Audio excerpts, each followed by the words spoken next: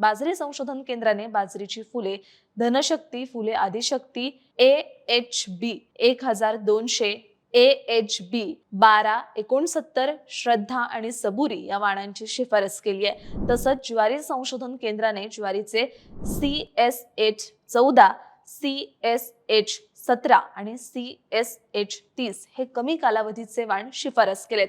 तर मध्यम कालावधीच्या वाणांमध्ये CSH 9, CSH 16, CSH 25, CSH 16 35, CSH 35 हे वाण येतात।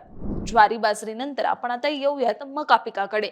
मका पीक संशोधन प्रकल्पाने मक्याचे लवकर काढणीला येणाऱ्या जसे पुसा संकर मका 1, विवेक संकरित मका 21, विवेक संकरित मका 27, महाराजा आणि फुले चॅम्पियन या वाणांची शिफारस केली आहे। यानंतर आपण द्विदल पिकांचे म्हणजेच तूर, मूग, उडीद आणि सोयाबीन या पिकांचे वाण पाहूयात।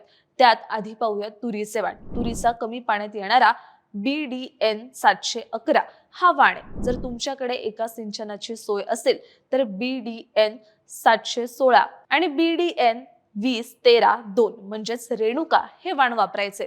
याशिवाय 2 सिंचनाच्या सोयी असल्यास तुरीचे गोदावरी म्हणजेच BDN 2013-41 हे वाण वापरावं। मूग आणि उडीद हे मुळातच कमी कालावधीची पिक आहेत, परंतु कमी पाण्यात तग धरणारे मुगाचे BM 20-02-01, BM 20-03-2, फुले सुवर्णा, फुले चेतक हे वाण फायदेशीर ठरू शकतात।